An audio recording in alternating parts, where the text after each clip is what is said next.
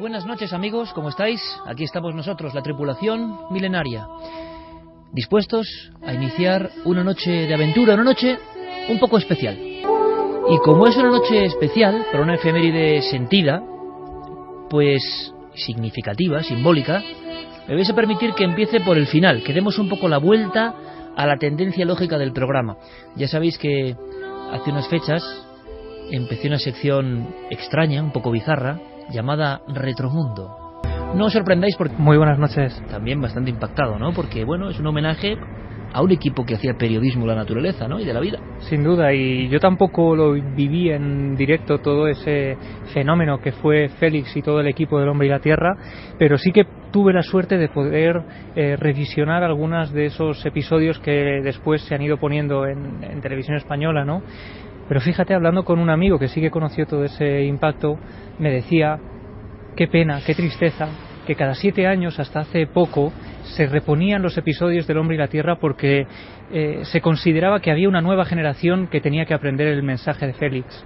Y yo comparto esa tristeza porque desde hace unos años hemos dejado de ver esos episodios, se ha dejado de reponer la serie.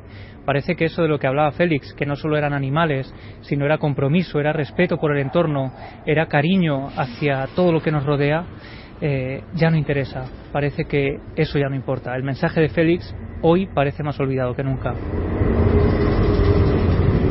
Aunque por otro lado, en cuanto rascas un poco, dices algo, ¡pum! Hay algo que no se compra ni se vende, ¿no? Que es el alma de la gente, lo que para ellos fue importante, y desde luego está en uno de los vértices de muchas vidas. Es sorprendente. Si queréis participar en este experimento, también podéis ir a esas redes sociales, en Facebook, Nave del Misterio, siempre nos podéis seguir ahí. En este caso, Guillermo también lo ha puesto en el Facebook de Cuarto Milenio.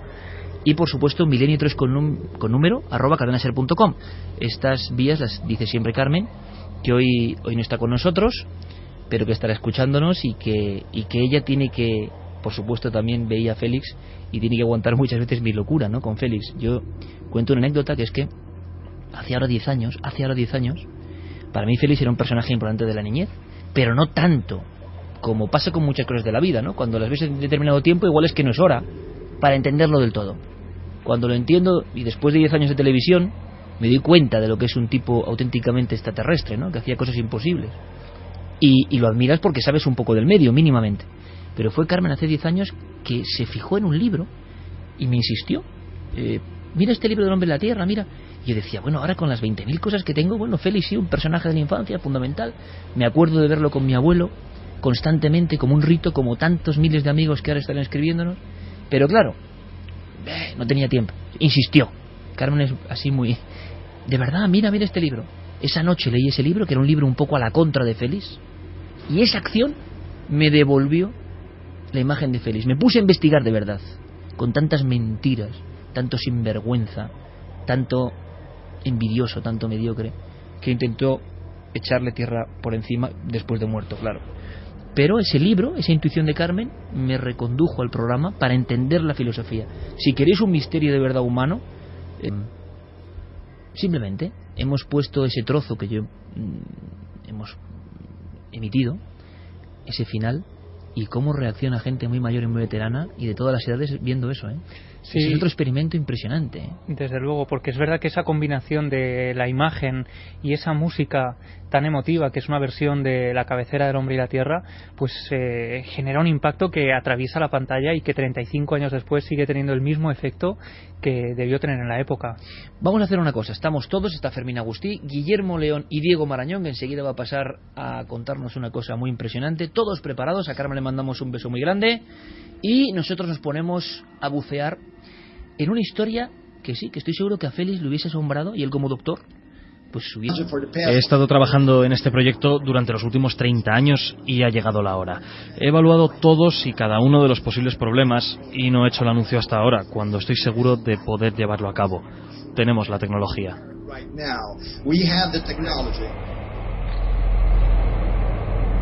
Tenemos la tecnología para hacer una especie de trasplante total. Locura, dicen algunos médicos, pero ojo, hay otros que creen que es factible. Yo siempre lanzo la misma pregunta. Si es factible físicamente, lo lanzo ahí, para rubor de algunos, pero para curiosidad de muchos. si es factible, en algunos de estos sitios donde se hacen pruebas que nunca conoceremos, o que conoceremos dentro de 50 años, ¿se habrá hecho ya? El doctor Canavero quiere contarnos más cosas. Quiero dejar claro que toda la tecnología, la parte de la congelación, la transferencia, son cosas que ya el Dr. White ya hizo y perfeccionó en 1970. Lo único que no se ha hecho es la parte final, la que implica una fusión de la médula espinal. No es nada tremendo. Mantener a un paciente con vida durante semanas es algo absolutamente habitual en todas las UCIs del mundo, así que no hablamos de nada increíble. Lo novedoso sería ser capaces de reconectar la médula espinal, y eso es en lo que he estado trabajando durante las últimas 3 décadas.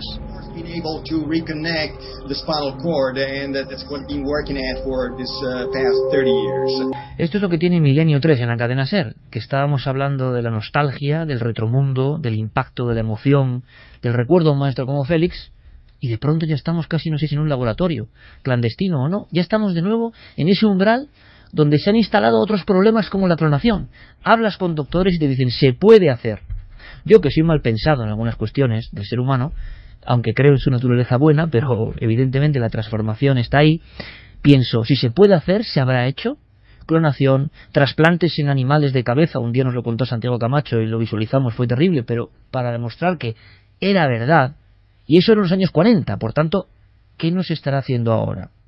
Pero esto, vayamos al lado positivo, puede ser por fin un avance importantísimo para salvarnos de auténticas lacras en formas de enfermedad que nos masacran, ¿no? Que son enemigo terrible de la humanidad. Hay personas que necesitan esa oportunidad. ¿Por qué hablar de locura? ¿O es que de verdad es una locura y todo esto solo refleja el eterno deseo de vencer al oscuro, a lo que nos invade, de vencer en parte a la muerte? Hemos hecho otro experimento, es Noche Especial, os decía, de experimentos. Hemos hablado con varios doctores, fijaos, amigos del equipo y eminencias en su campo. El doctor Cabrera, el doctor Miguel Ángel Pertierra, con varias especialidades, todos ellos además expertos en cirugía. El doctor Loeches, una eminencia mundial en el tema del cerebro, que parece que es la clave aquí. Y el doctor, por si faltaba algo en este póker, José Miguel Gaona. 4 autoridades, y ¿sabéis lo asombroso? Ya lo debatimos, y con vosotros, por supuesto, que yo creo que lo que cuentan es bien diferente. Y esto es lo que me pasa a mí muchas veces en la radio o en la tele.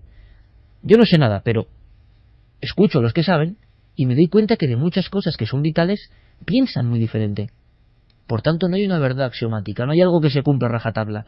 Aquí también estamos en terreno movedizo. Los escuchamos, merece la pena prestar mucha atención, son 4 doctores, y luego Diego Marañón nos cuenta algo más que os va a interesar. Bueno, son declaraciones muy fascinantes desde el punto de vista de los medios de comunicación, pero para los que tenemos un conocimiento técnico de la medicina, son hoy por hoy en la práctica irrealizables, es decir, son un sueño biológico. Pensemos que hay que trasplantar la cabeza de un ser A al cuerpo de un ser B. ¿Qué es lo que ocurre con el ser B? Si en un momento determinado pues tuviese una actividad mental aceptable, ¿dónde conseguir los cuerpos? ¿Qué ocurre con la personalidad de la persona, con la conciencia? Todo eso sería muy problemático. No somos máquinas, no somos piezas de vehículo, aunque bueno, técnicamente hay que decir que se puede hacer. Bueno, hombre, yo creo que es muy atrevido este doctor, porque bueno, aunque es muy optimista, los argumentos que está dirigiendo en este momento no son de peso, porque está poniendo todo el juego en una sustancia que se supone que arreglaría los problemas que ahora tenemos con los trasplantes del sistema nervioso, y no es el caso. Es decir, los expertos tienen claro que el material sobre el que habla el doctor Canavero, que es el polietilenglicol, no ofrece las prestaciones que él dice, y eso sería, digámoslo así, determinante. Por lo demás, pues los riesgos que tienen todos los trasplantes serían muy similares. El problema es la conexión de un sistema nervioso con otro.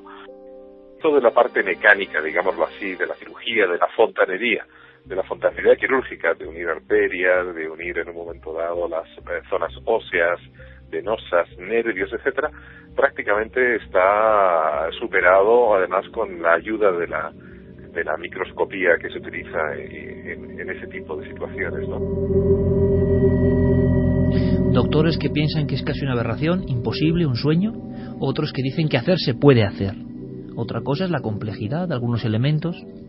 Dice en este artículo El Mundo que, según este cirujano, ahora solo es necesario que los científicos de todo el mundo que han estado investigando cómo hacer un trasplante de este tipo se coordinen y decidan en qué país lo llevarán a cabo.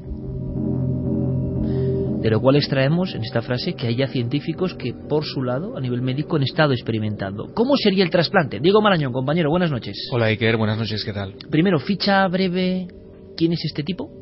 Pues Sergio Canavero es neurocirujano, pertenece al grupo de neuromodulación de Turín, trabaja en esa misma ciudad, en el Hospital Molinet, y lo que dice es eso que estáis comentando, que se puede trasplantar una cabeza a un nuevo cuerpo y que esto será factible, bueno, en poco más de 2 años. Hará falta, dice, un equipo de 150 personas para hacerlo, 36 horas de quirófano como mínimo y 10 millones de euros por intervención. Esto es algo que ha expuesto ahora en un artículo que se ha publicado en la revista New Scientist, aunque hay que decir que Canavero hace 2 años ya había publicado un estudio en el que apuntaba esta misma posibilidad. Parece que ahora se le ha dado mucha mayor visibilidad a lo que él propone. Él se define a sí mismo, Iker, como un visionario, se declara seguidor de pioneros en este campo, de Vladimir Demikov y especialmente, como lo hemos escuchado antes, del cirujano estadounidense Robert White, que desde la mitad de la década de los 50 más o menos se dedicaron a realizar pues los brutales experimentos que en su día, como decíais, vimos en Cuarto Milenio con animales que por cierto en ningún caso superaron la semana de vida. Canavero espera ampliar su idea, su propuesta en el mes de junio en Maryland. Planea hacerlo mediante una ponencia en una conferencia anual de la Academia de Neurólogos y Cirujanos, y desde luego va a tener trabajo, Iker, porque la inmensa mayoría de sus colegas, tal y como hemos escuchado, han puesto el grito en el cielo, se han posicionado radicalmente en contra de lo que propone. Y bueno, durante esta semana a nivel internacional se han sucedido reacciones, pues te podrás imaginar, de incredulidad, de rechazo. A mí, Iker, he sido incapaz, me ha costado muchísimo encontrar un solo apoyo entre la comunidad médica y científica en las declaraciones que he buscado.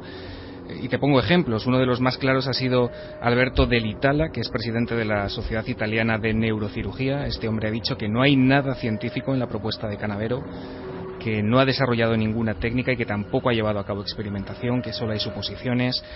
Por su parte, Arthur Kaplan, que es del Centro Médico Langone de Nueva York, dice que lo que propone ni se puede hacer ni parece probable que jamás pueda llevarse a cabo. Jerry Silver, que es otro neurólogo estadounidense que, por cierto, trabajó en los años 70 con el Dr. White, ha calificado todo esto en una entrevista para la CBS como ciencia basura. Pero ojo, porque también en España los profesionales han opinado. Rafael Matesam, que es director de la Organización Nacional de Transplantes, decía para El Mundo que es, y cito, un delirio sin ningún sentido ni base científica.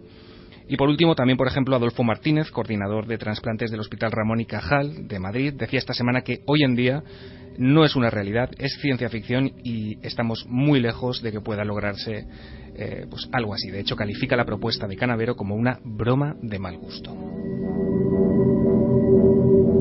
Y eso contrasta con expertos del cerebro de la cirugía que te dicen que se puede hacer. O sea, que técnicamente las uniones se pueden hacer. Por tanto, se quedó uno extrañado también. Leo algunos titulares de este dossier de prensa en las áreas de ciencia del mundo que llamó mucho la atención en España, que ha generado una corriente de noticias diferentes, ¿no?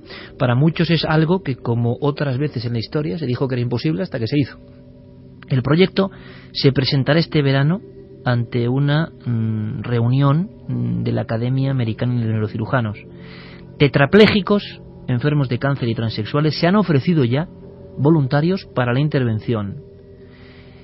El cirujano afirma que hay médicos en Estados Unidos, China y la India dispuestos a intentar realizar el trasplante. Es decir, nos encontramos con la misma opacidad que el mundo de la clonación.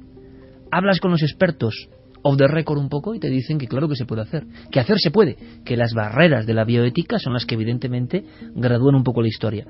Pero en este caso sería coger gráficamente, Diego, la cabeza sana, el cerebro de una persona, hasta qué punto de la médula, de la zona de la columna, se extrae y se cambia por otro cuerpo que está en un proceso de hibernación de alguna manera, o de casi criogenización.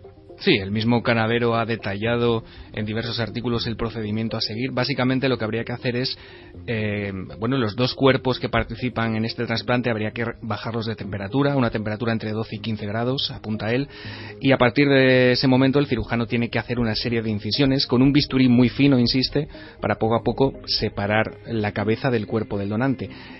Durante todo este proceso el sujeto vivo estaría bajo una especie de coma inducido. Y aquí viene la mayor complejidad. Evidentemente habría que cortar la médula espinal en ambos cuerpos y de alguna manera conectar los vasos sanguíneos de los mismos. Una vez, si se consigue hacer eso, que es bastante poco probable por lo que he podido leer, habría que trasplantar la cabeza como tal. Es decir, habría que unir los 2 extremos de esa médula espinal mediante la sustancia que nos comentaba Manuel Martín Loeches, polietilenglicol o macrogol, una sustancia, una especie de pegamento, así se ha definido en los artículos que han aparecido estos días, que en teoría permitiría que esos huesos se fundieran y se unieran de la misma forma en la que, y cito de nuevo a Canavero, de la misma forma en la que 2 espaguetis en una cazuela de agua caliente se unirían. Vamos a ver qué dice el doctor de la polémica, que es verdad que tiene esa, vinculación académica, ¿no?, de rigor y de prestigio aparentemente. No es una persona tipo los israelianos, ¿no?, con los que se ha comparado en algunos sectores, de un loco que viene y dice cualquier cosa, ¿no?, sino alguien que lleva trabajando en ese aspecto y que asegura que se está haciendo o que se está intentando. Por tanto, desvela algo que permanece, digamos, en las cloacas del mundo científico médico, que también existe. ¿Cómo él mismo se considera en este momento? Él sabía que esta reacción iba a ocurrir, pero por otro lado dice que hay médicos que le van a apoyar y sobre todo qué abanico, de ser posible, se abriría a partir de aquí. ¿Cómo se ve a sí mismo este hombre, este científico italiano que ha abierto la polémica? A lo largo de la historia de la ciencia, lo imposible siempre se ha puesto en entredicho por los llamados expertos. Todos sabemos, por ejemplo, que en 1903 los hermanos Wright hicieron volar el primer avión cuando todos y cada uno de los científicos de la época decían que aquello era imposible. Por eso no creo en la palabra imposible.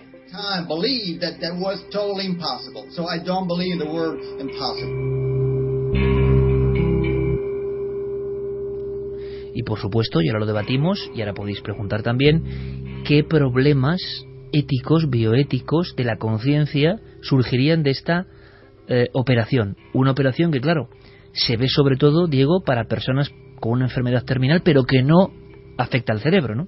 Sí, efectivamente, y además lo has dicho muy bien. Lo que además es que el propio Canavero lo que sostiene cuando se le cuestiona por la dificultad que entraña toda esta operación es que lo verdaderamente complicado de solucionar no son tanto los obstáculos técnicos y médicos, eso es lo que por ejemplo nos apuntaba antes el doctor Gaona, sino el dilema ético que supone, y es ahí donde él reconoce que sí que se enfrenta a un caballo de batalla pues prácticamente invencible. Es especialmente duro, Iker, con los colegas médicos que cargan contra él, o sea, no tiene reparos en calificarlos pues de cobardes y de todo lo calificable. Lo curioso es que candidatos ciertamente no le faltan, aparte de pacientes terminales. Él ha dicho en entrevistas que ya cuenta con unas 50 personas que están dispuestas a pasar por el proceso y que la mayoría de los que han contactado con él hasta ahora son, por ejemplo, transexuales que están dispuestos a trasplantar su cabeza a otro cuerpo.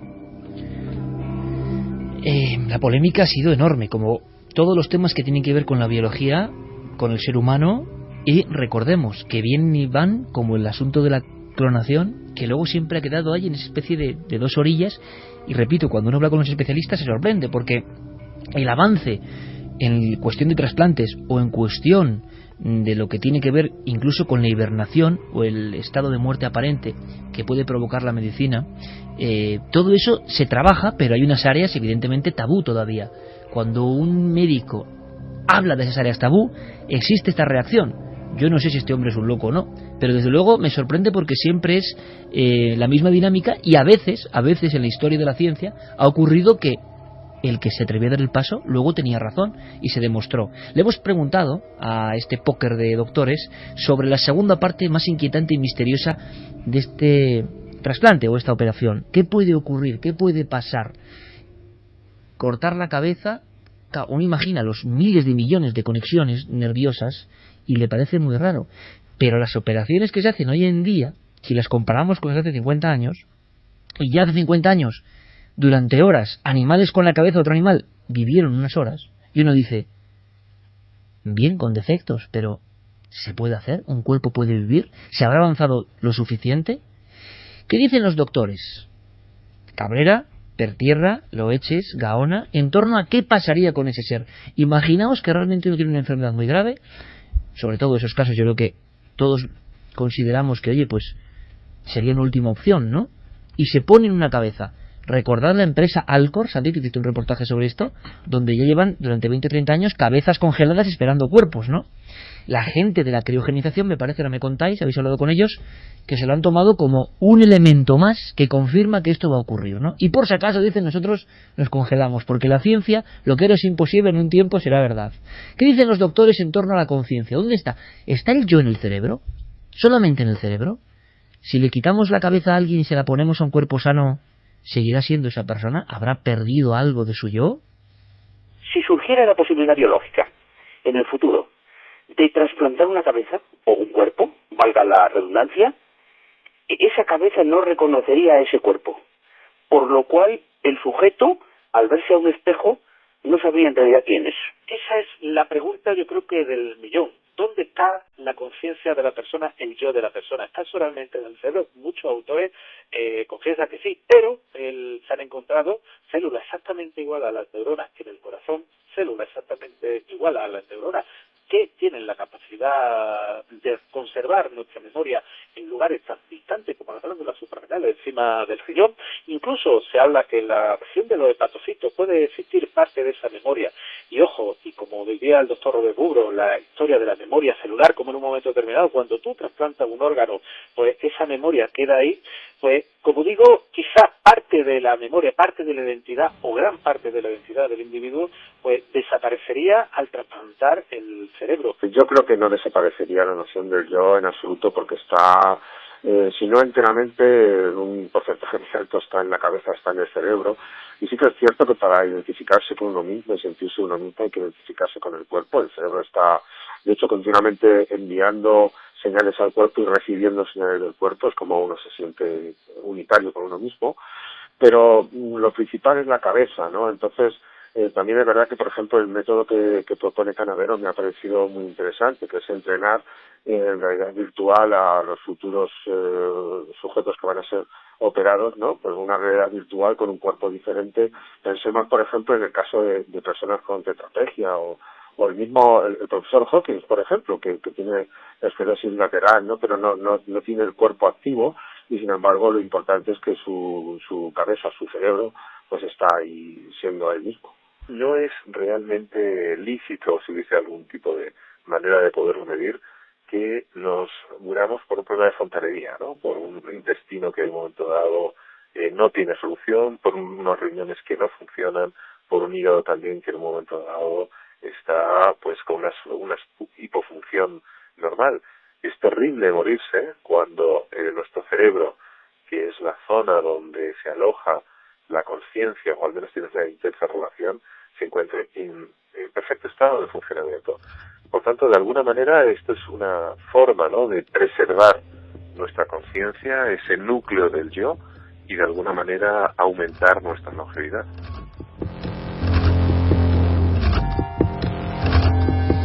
Algunos doctores creen clarísimamente que esto se puede hacer. Yo preguntaba a Santi, abrimos el debate, y me gustaría también saber sobre esta cuestión en concreto. Luego iremos con otras, si tienen que ver con Félix o demás, Fermín, en la nave del misterio, en las redes sociales, y en milenio3 con número @cadenaser.com.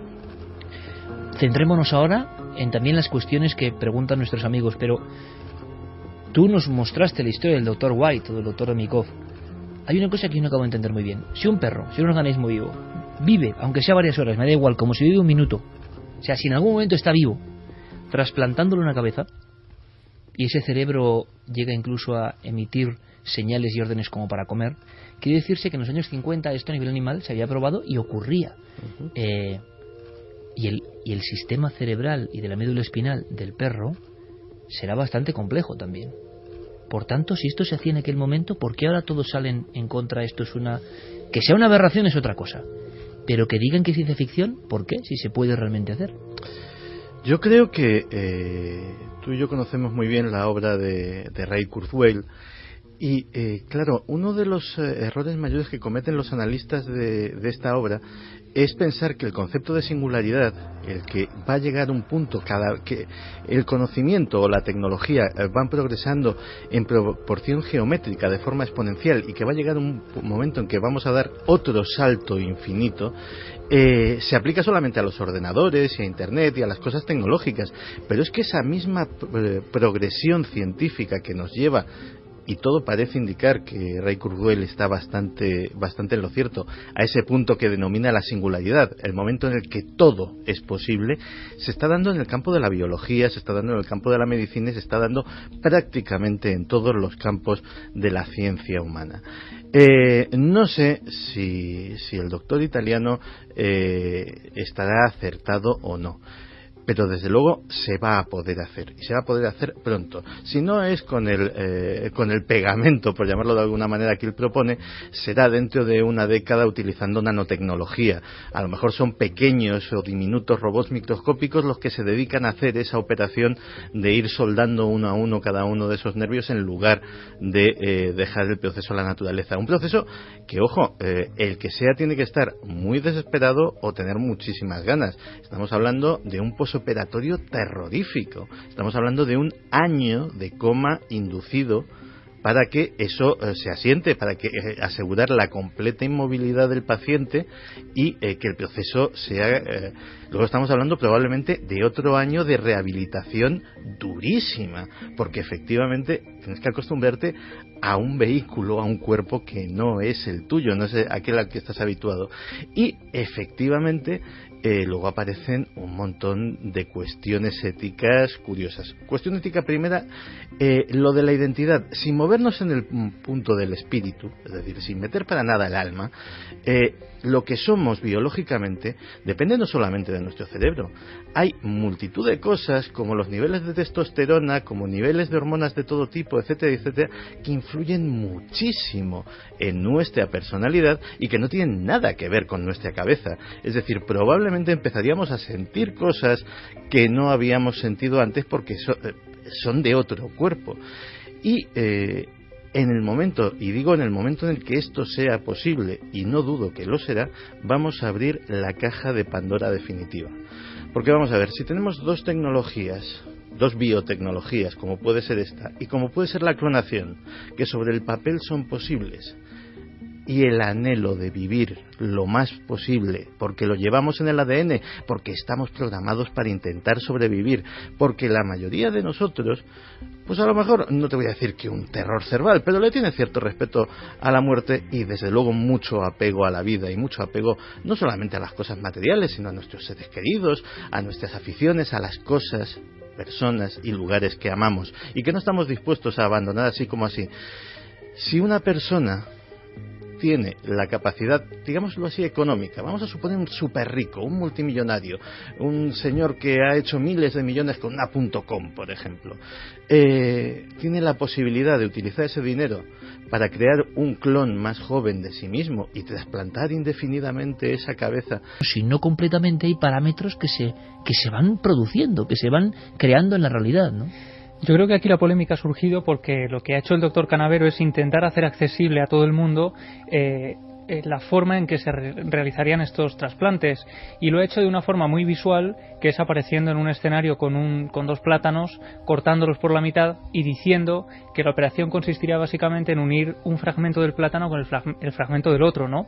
Entonces eso ha sido visto por la comunidad científica como una escasez de rigor y como una cosa un poco extraña. Hombre, qué extraña es que un doctor hable así, pues parece más bien un show, ¿no? Claro, es cierto que habrá que esperar a junio, cuando él explicará cómo funciona este macrogol, la función que realiza, cómo pues facilita esa conexión entre las fibras nerviosas entre el cerebro y el cuerpo, que es la parte que todos los médicos coinciden en que es esa interfaz que hay ahí, ¿no? Que son miles de salientes que cada uno lleva una información de nosotros, ¿no? Claro, y lo que decían algunos doctores a los que hemos entrevistado es que lo complicado es que cuando se corta la médula, sobre esas fibras nerviosas aparece una especie de costra, que es lo que imposibilita pues el poder conectarlo a la otra parte de la médula, con lo cual ahí... O un cable que se cierra, un cable que se queda opaco. Efectivamente. Y no puede conectar con las fibras del otro.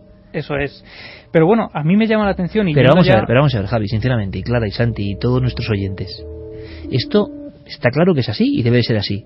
Pero no entiendo entonces esos experimentos de los años 50, que si nos los cuentan ahora y no sabemos mucho de medicina, decimos, ciencia ficción, trucaje, y no es trucaje. Se consiguió, ¿qué pasa? ¿Que en el perro eso no pasa? ¿Que en el sistema cerebral y nervioso del perro no ocurre? Lo que pasa es que eran perros. O sea, pero hay antecedentes. Imagino que su sistema será menos complejo, pero bastante parecido en muchos aspectos al nuestro, ¿eh? Pero yo a lo que me refiero, a ver, yo no sé si esto es posible. Yo sé que cuando estuve investigando este tema de los trasplantes para un libro que... El otro, ¿no? El otro, una sí, novela señor. que publiqué, hablé con muchos médicos, hablé también, de hecho yo me entrevisté con la primera mujer trasplantada de Europa, de manos y de antebrazos.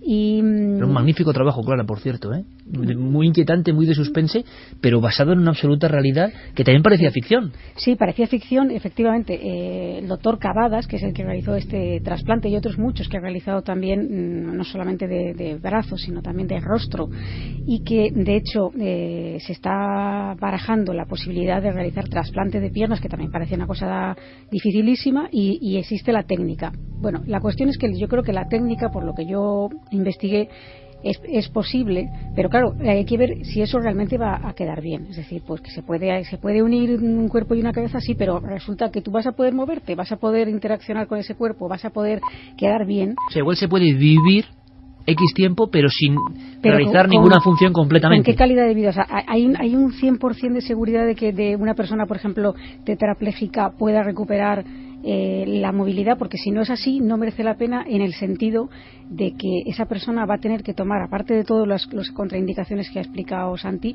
una medicación inmunosupresora de por vida, claro, que tiene efectos secundarios gravísimos, entre ellos la posibilidad de contraer cáncer y una serie de cosas que son ya de por vida. Pero escuchad una cosa simplemente, y os dejo seguir en el debate. ¿Os acordáis de aquella película inquietante, ¿no? La escena de la Gran Vía desierta, que además tenemos a un buen amigo dentro del equipo de 4 y de Cuarto Milenio que trabaja en la producción del programa, que es ayudante de cámara de Alejandro Amenábar, y yo lo recordaba además a nuestro amigo Axel el plano de Noriega y la Gran Vía vacía, ¿no? Por cierto, nuestro abrazo a Alejandro Amenábar, que también sigue el programa, ¿no? Y dices, esa película se llamaba Abre los ojos, y ¿os acordáis? Era el 96-97. Lo veíamos como el que ve el anuncio de la que viene del futuro del detergente, ¿no? O sea, algo lejanísimo, y un muchacho desfigurado iba a... ¿cómo era? La Extension Life o algo así, la academia de medicina. Ahí estaba el dilema, pagaba por una serie de tratamientos de reconstrucción, pero quedaba mal. Todo esto que está ocurriendo, si lo pensáis, es lo que está pasando ahora.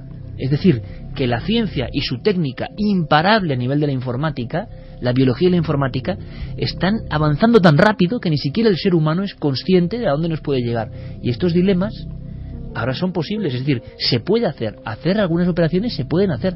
Cuando hablas con los de la clonación y con el mundo, y tenemos varios amigos que están en la genética y que están incluso en la embriología, te dicen que, bueno, como lo increíble, ¿os imagináis a Francisco de Goya, y si le preguntas que va a haber niños que no nazcan por un proceso natural?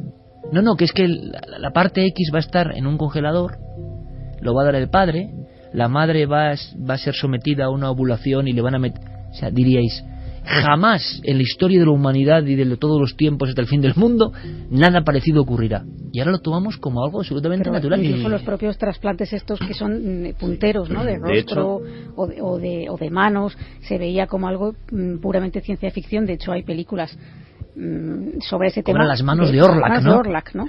Daba mucho miedo. Todas esas películas tienen ese componente de ciencia ficción. No era ciencia de lo que se hablaba, y ahora es pura ciencia, ¿no? De hecho, el primer trasplantado, no sé si llamarlo de cabeza o de cuerpo, porque es terminológicamente confuso, pero el primer trasplantado probablemente, respondiendo a la pregunta de Clara, pues tenga que afrontar problemas graves y problemas inéditos. Recordemos que la primera persona trasplantada de corazón sobrevivió 18 días. y fue un éxito. Es decir, el doctor Barnard se cubrió de gloria con ese primer trasplante y con ese primer trasplantado al que consiguió alargarle la vida tan solo 18 días. Actualmente la esperanza de vida de un trasplantado de corazón puede ser de décadas. Hay personas que han sido trasplantadas muy jóvenes y ahora tienen la cincuentena. Hay algún deportista famoso, un golfista creo recordar, que ya ha sobrevivido a 2 trasplantes de corazón, uno de ellos cuando tenía 12 años. Es decir, en muy poco tiempo, 18 días se han convertido en décadas.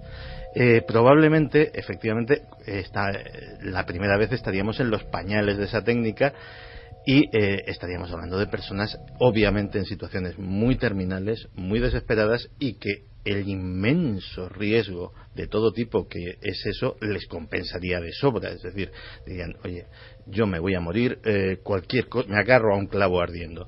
Desde luego no estaríamos, este primer, en teoría, experimento no sería apto sin hacer ningún juicio de valor sobre la necesidad que tiene un transexual, por ejemplo, de tener un cuerpo que se adecue a su identidad sexual o no. Pero el riesgo es tan gigantesco que el posible beneficio no lo compensa.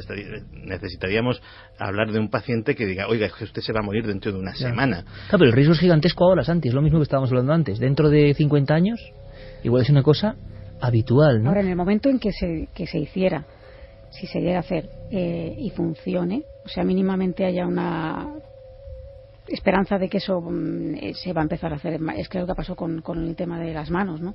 En el momento en que se vio que lo primero funcionó, porque de hecho el primer trasplantado de mano, que fue de una, además ahora no se hacen de una, no la reconocía como suya, ¿no? No, hubo un momento también dejó de tomar la medicación inmunosupresora, eso propició una serie de infecciones. Claro, el órgano, o sea, el cuerpo rechaza ese órgano como algo externo que le está atacando, y las defensas son mínimas por los inmunosupresores, y de hecho al final tuvieron que amputarle la mano.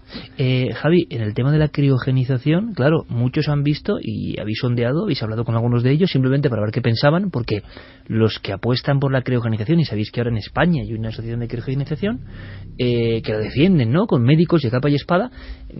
Alcor cortaba las cabezas, o la gente deja sus cabezas congeladas para que en el futuro se puedan acoplar a otro cuerpo.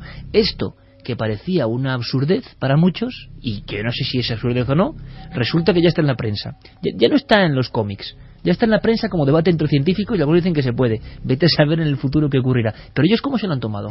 Pues ellos nos decían, hemos hablado por ejemplo con Francisco Roldán de la Asociación Iberoamericana de Criopreservación, con Alberto Sarmentero del Grupo de Ingeniería Biomédica, hablábamos también con Lluís Estrada de este mismo grupo, y lo que ellos nos decían es que esto en el fondo es lo que ellos venían investigando y defendiendo desde hace años, la posibilidad de que con una cabeza dentro de unos años, cuando puedan existir este tipo de intervenciones, pues devolver la vida a una persona. Y es cierto, ellos nos decían que en España, por ejemplo, hay algunos lugares donde se conserva el cuerpo entero, pero es mucho más barato conservar solo la cabeza, con lo cual este tipo de operación facilitaría después el devolver la vida a estas personas que en España han sido criogenizadas.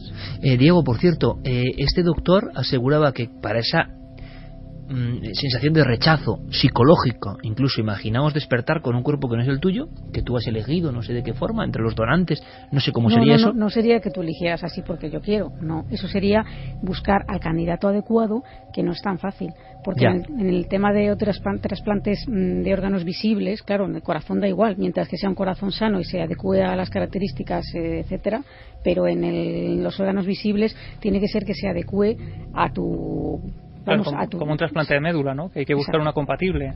Exacto. Y decía el doctor, Diego, acabando un poco con esta extrañísima historia de ciencia, medicina, quizá ficción, no sé, anhelo humano, que durante un año tú estabas con unas gafas virtuales, como las que mostró Santi en el programa hace poco, por cierto, que también se va avanzando, parecía increíble, se va avanzando, para acostumbrarte con un retrato robot de ese cuerpo que te iba a ser adosado o acoplado, ¿no? Claro, le hacían la pregunta que estabais planteando ahora mismo, ¿no? Que en 1988 se hizo el primer trasplante de mano en Lyon y que 2 años y 4 meses después ese hombre, el trasplantado, pidió que le cortaran esa mano porque mentalmente no podía soportarlo, ¿no? Se sentía absolutamente... Eran las manos de Orlac convertido en realidad, ¿no? Unas manos que no le hacían caso. Decían. Efectivamente, había un rechazo total y se sentía separado de ellas. Entonces, este hombre, el cirujano, reconoce que sí, que es cierto que esa es una de las pocas objeciones justas y objetivas que se han hecho a su proyecto, eso lo acepta, y que, bueno, él tendría que preparar a esos pacientes.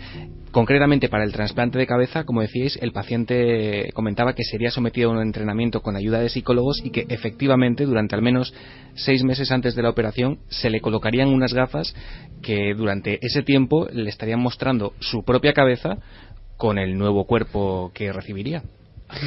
A mí esto es lo que me parece desde luego lo más tremendo, también entrando quizá un poco en el terreno ya de la ciencia ficción, pero la conciencia, el yo. A mí me cuesta creer que si tienes un cuerpo distinto, completamente distinto al tuyo, puedas... es que ni te lo imaginas, yo creo, ¿no? Sí, pero bueno, imagínate, yendo ya, como decía, al terreno de la ciencia ficción, pongamos, por ejemplo, que en 50 años se puedan realizar estos trasplantes de cabeza, pues imagina que en 150 se pueda trasplantar directamente el cerebro a otro cuerpo completo que no sea el nuestro. ¿Seguiríamos manteniendo esa conciencia nuestra? Cuando nos despertáramos de la intervención y nos miráramos delante del espejo y viéramos un cuerpo completamente distinto al nuestro, ¿seguiríamos creyendo que ese somos nosotros? ¿Por qué trasplante de corazón sí, trasplante de hígado, trasplantes de cosas que parecen imposibles, pero el cerebro es como el último umbral? Y uno no sabe a veces si por técnica o por cuestiones que van más allá de la medicina, ¿no? Pero ha sido siempre el tabú, y vete a saber si en algún lugar saben cómo se hace. Yo no lo sé, desde luego, pero ha dado un plazo este doctor, 2 años. Veremos si todo se queda en un farol, un escandaloso farol, pero que lo que hace es volver a poner en la palestra, y por eso interesa lo que sabemos y no sabemos de la ciencia. Como decía Santiago Camacho, la singularidad, la evolución va a un nivel, el avance científico va a un nivel exponencialmente diferente a lo que era hace unos años. Hemos avanzado más en los últimos 10 años que en siglos anteriores, pero es que la aceleración prosigue, y en los siguientes 5 años avanzaremos más que en los 15 anteriores. Estamos, amigos, ante un umbral prodigioso, ante algo que es un momento de turbo casi en la historia de la evolución humana. ¿Hasta dónde nos llevará esto? ¿Vosotros qué opináis? Fermín, ¿qué opina nuestro público del tema de los trasplantes en concreto? Pues mira, Eric dice, habría que ver que tu cerebro aceptara unos órganos que realmente no han sido los tuyos nunca. Pedro, y de ser posible las secuelas que te quedarían serían asumibles, medicación para el rechazo, secuelas psicológicas. Johnny Moreno dice, ¿no sería mejor usar esta sustancia para reparar una médula en vez de usarla en otro cuerpo? Sandboy Paranormal dice, ¿y qué pasa con el alma y la consciencia? ¿Se perdería esa esencia al usar este tipo de intervenciones? Joe Ángel López, y haciendo ciencia ficción, un cerebro que, por ejemplo, Hawking no ha dado órdenes durante tiempo a su cuerpo, ¿sería capaz de poner en movimiento ese cuerpo? Emilio Rivera, recuerdo a Santiago Camacho hace 10 años diciendo que en el futuro tendríamos teléfonos conectados a Internet. Sonó lejano entonces. Ah, bueno, eso me ha gustado. ¿Cómo es eso, Fermín? Repite, ¿qué? Emilio Rivera, recuerdo a Santiago Camacho hace 10 años diciendo que en el futuro tendríamos teléfonos conectados a Internet. Sonó lejano entonces. La audiencia es sabia y de repente, ¡pam!, nos manda ya un mensaje. Hace 10 años no había teléfonos conectados a Internet, o muy pocos. O probablemente existía ya como proyecto, pero estamos hablando de 2005, pues tendría que mirarlo. O sea, tú eres un poco el doctor Canavero o el doctor Denikov, pero de la ciencia y la conspiración, ¿no? Tú lanzas ahí cosas, luego la audiencia rastrea, las encuentra y mira. Ahora, pero es un muy buen mensaje, porque a otro nivel y con un poco de frivolidad si queréis, pero en el fondo lo que nos parecía impensable no solo ya es posible, sino que es ordinario, vulgar, normal. Estamos buscando ya el siguiente paso, ¿no? Yo siempre he pensado una cosa: si puede imaginarse, puede hacerse, y si puede hacerse, ya se ha hecho en algún sitio. En fin, imagino que también esto causa un poco de espanto, un poco de sensación de asomarse al umbral de lo desconocido, pero ahí lo dejamos. Gracias, Diego, compañero. Un placer. La extraña crónica de un médico que salta a la palestra. Es verdad que la demostración con unos plátanos, pues es un poco Sagan, ¿eh? Sagan lo hacía con trozos de tarta, ¿no? Y con folios. La mejor explicación del tamaño del átomo en mi vida, yo sí la he visto a Sagan, que cogió un folio, como estoy haciendo yo ahora, con el artículo de Canavero, lo puso de canto a la cámara y dijo, ¿saben lo pequeño que es un átomo? Ahora mismo, en el filo de ese folio hay 100.000 átomos en línea. Y uno entonces se da cuenta, le explican no sé qué tal y no lo entiende. Por tanto, quizá el doctor iba por ahí, ¿no? Nosotros nos marchamos ahora a otra historia. Hablábamos de Félix y 35 aniversario de la partida, ¿no?, hacia la otra orilla de ese equipo maravilloso. También se ha cumplido esta semana otro aniversario. Un aniversario digno del típico libro de Desaparecidos sin rastro.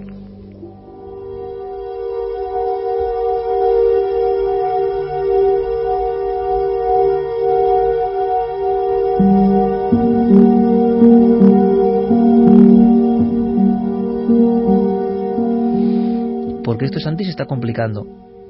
MH370, un año después.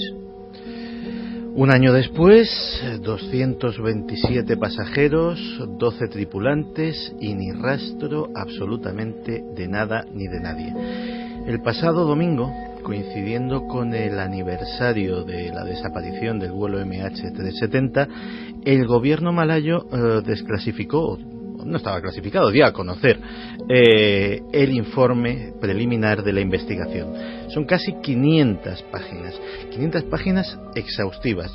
Yo he tenido ocasión de ver unas pocas de ellas, un centenar de páginas que están accesibles, algo más de un centenar que están accesibles a todo el mundo, y que cubren de una manera absolutamente exhaustiva hasta el último mango, porque había un cargamento de mangos que había en la bodega, 4 toneladas, el último movimiento de cada una de las cuentas corrientes de los tripulantes. Es decir, se ha analizado todo con lupa, se ha investigado a los tripulantes, a los pasajeros, las características técnicas de la nave, todas las grabaciones del radar, por supuesto, todas las fotografías de satélite, y la conclusión es que no solamente esto no soluciona absolutamente nada, no da ninguna solución, sino que encima aporta una serie de interrogantes adicionales.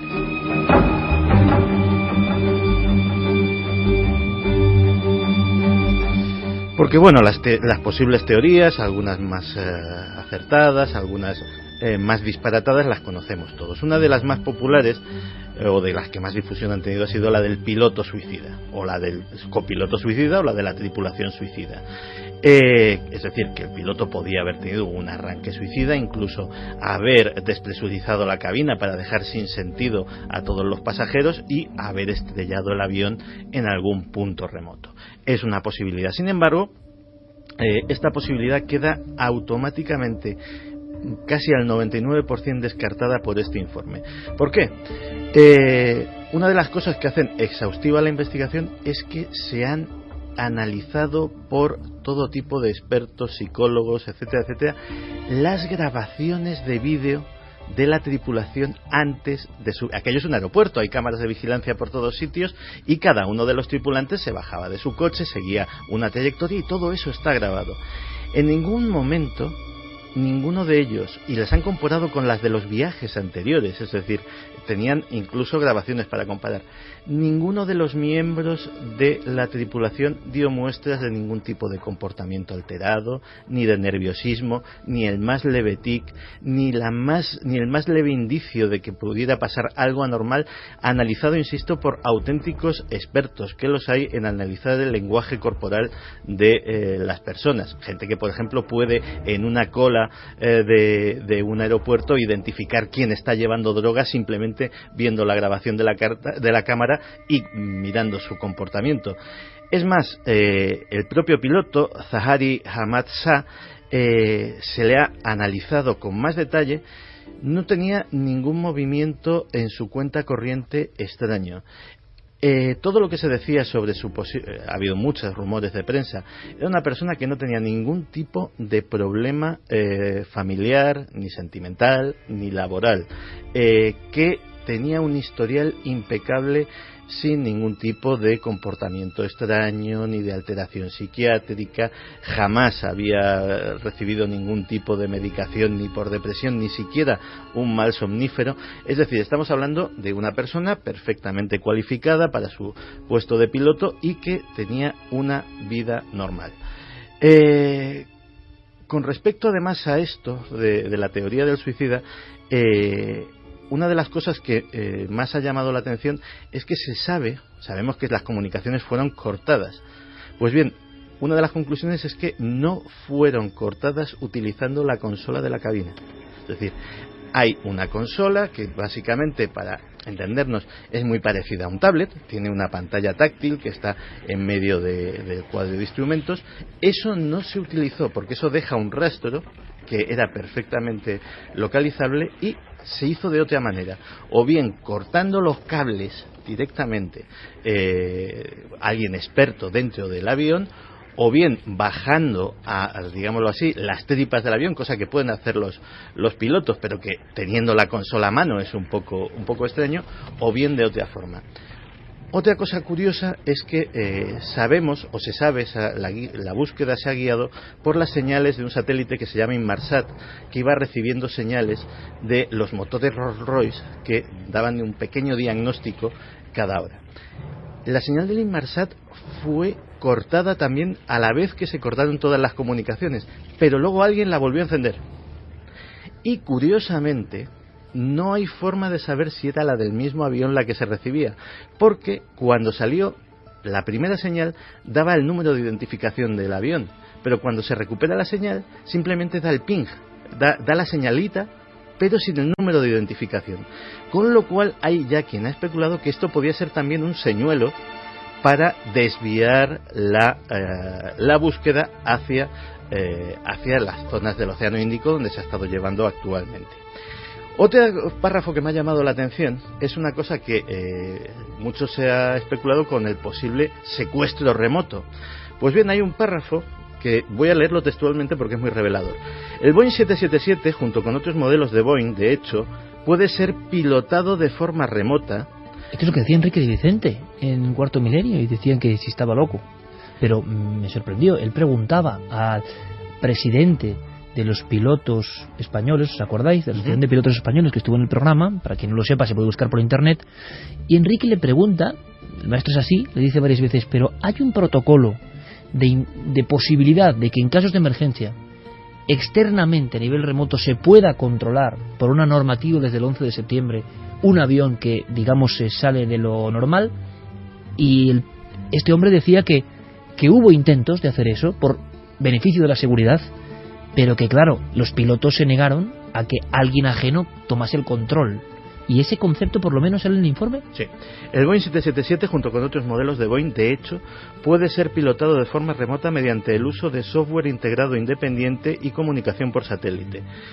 Una vez que este avanzado sistema está activo, se puede impedir a cualquier piloto o potencial secuestrador el control del avión. Esta tecnología se conoce como control no interrumpible del piloto automático del sistema Boeing Honeywell. Otra cosa curiosa, si el avión hubiese pasado por delante de las costas australianas... ¿Pero eso se puede hacer entonces, Santi? Parece ser que sí. Esa es la conclusión que parece ser que sacamos.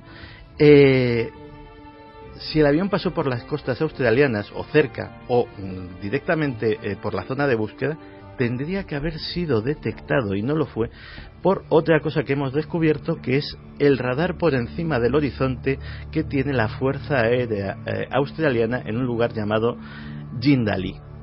El radar de Jindalee puede controlar miles de kilómetros, no tiene la pega del horizonte. Sus operarios se precian de poder controlar un aparato del tamaño de una avioneta Cessna, es decir, algo muchísimo más pequeño que el avión desaparecido.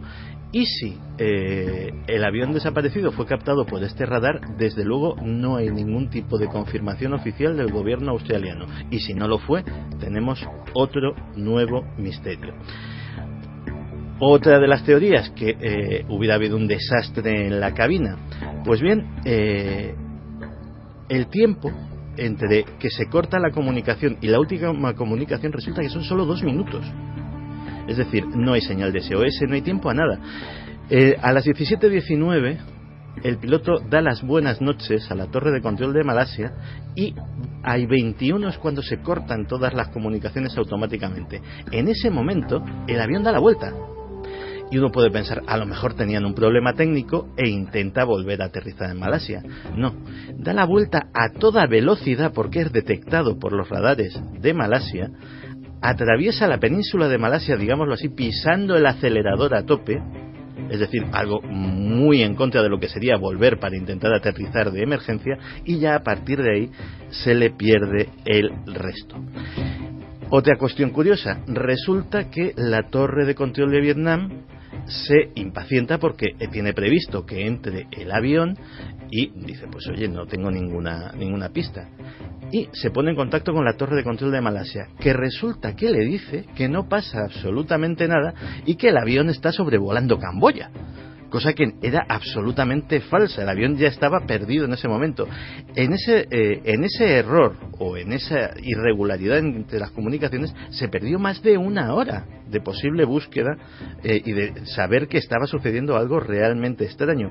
Otra irregularidad que nadie, absolutamente nadie, ha sabido explicar. Santi, llegados a este punto, decíamos precisamente con el presidente de los sindicatos de pilotos españoles en el plató aquel día, que esto iba a ser un libro o un capítulo de un libro futuro de esos de tipo Triángulo de las Bermudas o Desaparecido sin rastro o El limbo de lo perdido, lo que vosotros queráis. Pero aunque sean titulares, para ti, después de analizar toda esta información, ¿cómo podemos explicar ese caso? Porque sepamos, se ha publicado en diferentes ocasiones, no un resto que al final, nada, ¿no? A día de hoy no hay nada. Es que lo que hace más inquietante este caso, es decir, el único resto, y ya parece ser que no es una toallita de papel que ha aparecido esta semana en las costas de Australia y que dicen que podría ser del avión. Hay miles de toallitas de papel con el logo de Malaysian Airlines, es decir, cualquiera puede haberla tirado desde un barco, desde la costa, etcétera, etcétera. Resto importante, cero, que es lo que a este y estamos hablando, piloto le extrañaba muchísimo, claro, que no hay ningún caso donde haya aparecido ni un solo resto. Chalecos salvavidas, asientos, hay infinidad de elementos flotantes en un avión, es decir, de elementos que, aunque el fuselaje se hunda para siempre a 5.000 metros bajo el mar, tarde o temprano acaban saliendo.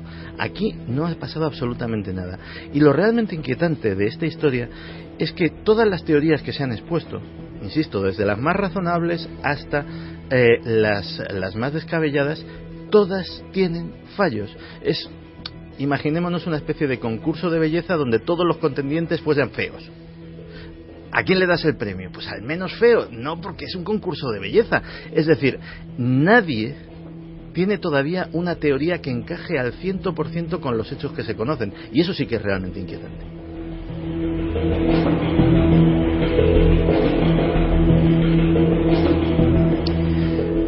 El misterio del avión perdido, que parecía verdad. Todos pensábamos que se iba resolviendo, que iba a haber objetos, elementos. Hombre, esto fue así, asá, un secuestro en un país. Nada. Se ha quedado como eso, en el limbo de lo perdido. Seguiremos muy atentos porque nosotros, como dice Paco Pérez Avellán, ¿no? No nos soltamos la presa. Si hay algo que es misterioso, y seguiremos atentos y tocando las teclas para daros toda la información. En la segunda hora, en la segunda parte de la línea 3, se va a concentrar el tema un poco más tenebroso. Vamos a ir a Valencia, porque hay una noticia que vuelve a poner la casa maldita en portada. ¿Que no sabéis cuál es la casa maldita? Pues quedaros con nosotros.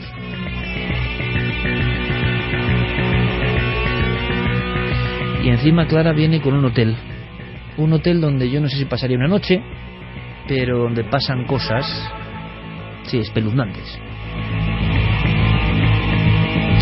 Empezábamos con el recuerdo a Félix Rodríguez de la Fuente y a su equipo y el hombre de la tierra. Fermín, ¿has seleccionado algún mensaje? ¿La gente lo recuerda?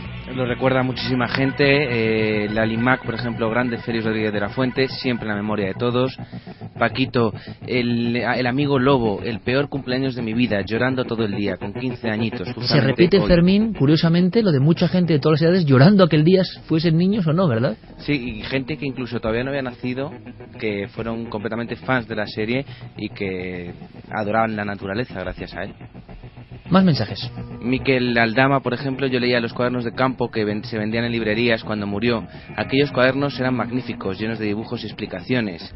Buenas noches, milenarios. Cuando falleció el mito Félix, yo tenía 7 años y nos quedamos todos perplejos en casa y muchísimas lágrimas.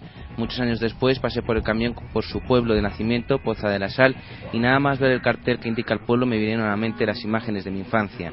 Jordi, desde Torrent, Valencia. En Poza de la Sal hay una peña que le llaman Cabeza de Hombre y que la gente cree ver la cara de Félix. Es una cosa muy curiosa. y es un lugar maravilloso. Hay buena gente de la SER, como Roberto Cuadrado, que es de allí, buena tierra, Poza de la Sal. Y sobre el avión, Entidad Oscura nos dice que tengan familiares en un avión y que digan las autoridades que se da por finalizada la investigación debe ser horrible. Daniel Escudero, abducción ovni es el tema del avión desaparecido a día de hoy. Tengo esa corazonada, ¿qué os parece? Eidad Ríos, pero es que es cierto que los teléfonos móviles de los pasajeros seguían activos semanas después. Vamos a dejar ese hueco, Santi, ¿eso es verdad? Al final, ¿qué se ha sabido de esas señales del avión? Pues en realidad se ha sabido más bien poco, porque de hecho se está buscando en una zona absolutamente inmensa. Y bueno, encima hemos sabido, gracias a este informe, por ejemplo, que una de las balizas de localización estaba caducada. Llevaba un año caducada y probablemente no tenía batería. Es decir, cuanto más sabemos, más extraño se va a volver. Es el caso más extraño de avión desaparecido. Con diferencia. Con diferencia.